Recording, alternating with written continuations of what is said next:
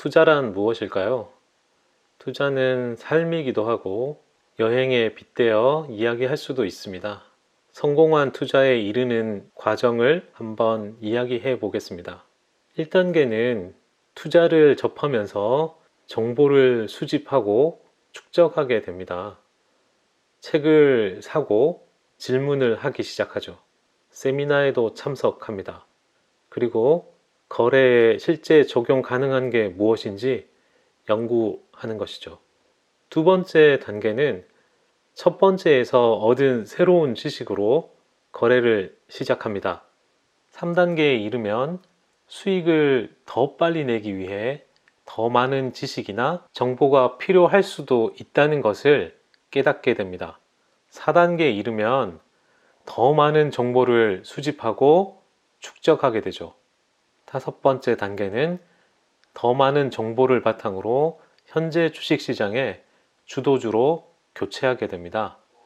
6단계는 다시 시장으로 돌아가서 개선된 시스템으로 거래를 시작하고 이번에는 잘 작동할 것으로 기대합니다.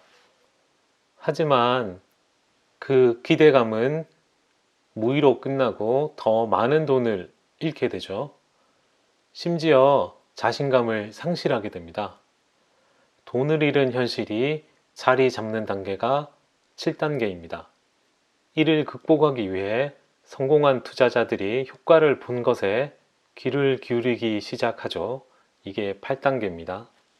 하지만 시장으로 돌아가서 더 많은 돈을 잃게 되죠. 더 많은 돈을 잃다 보니 스타일과 방법을 완전히 바꾸는 단계에 이르게 됩니다. 이게 10단계이죠. 다시 자세한 정보를 검색하기 시작합니다.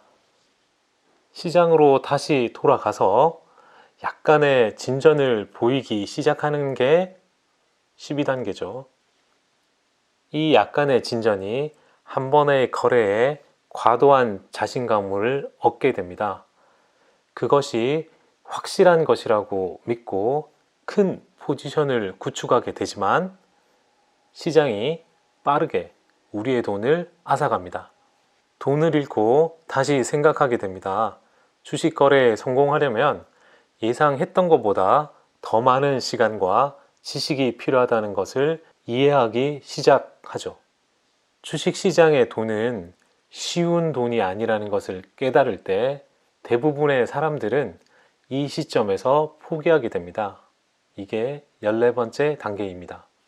사람들은 진지해지고 실질적인 방법론을 배우는데 집중하기 시작합니다.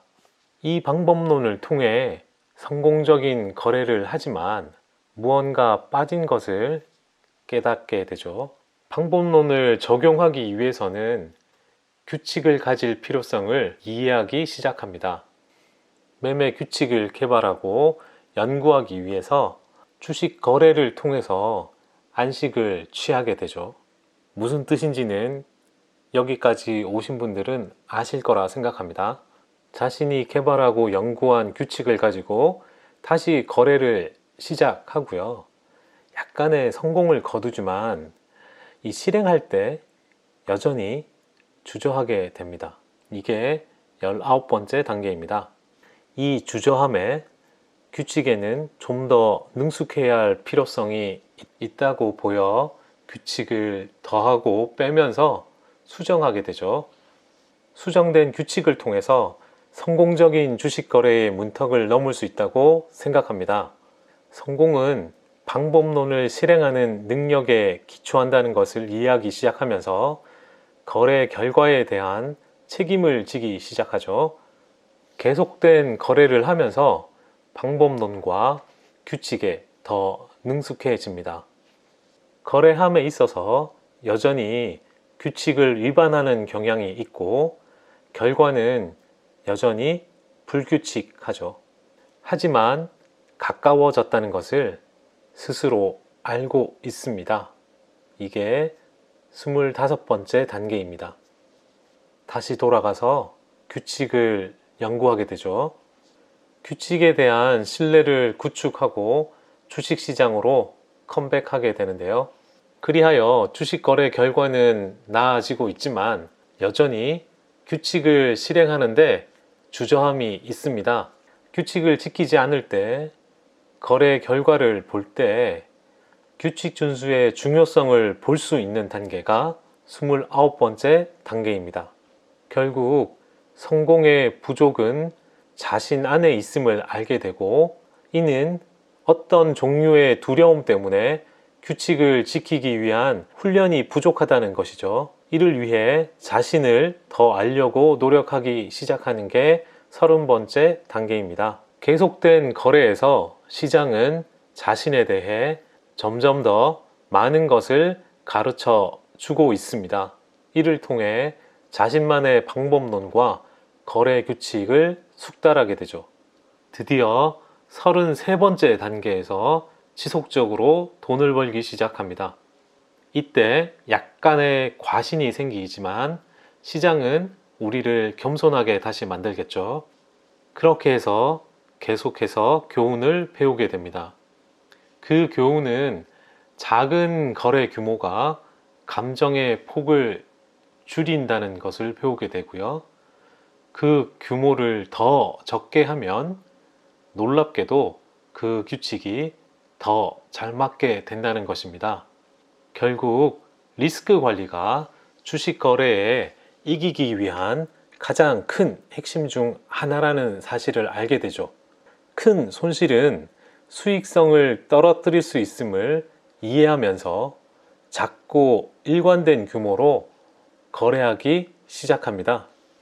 38번째 단계가 중요한데요. 생각을 멈추고 규칙이 우리를 위해 거래하도록 허용합니다. 거래는 지루하지만 성공적일 것입니다. 오직 계좌 규모가 커질 때만 거래 규모를 키웁니다. 그러면 계좌는 계속 커지게 되는 것이겠죠. 그리하면 상상했던 것보다 더 많은 돈을 벌고 있을 것입니다. 이제 마지막 단계에 왔습니다. 우리는 삶을 이어가며 꿈꾸던 많은 목표를 달성하는데요. 돈은 늘 원하던 것을 하기 위한 새로운 도구입니다.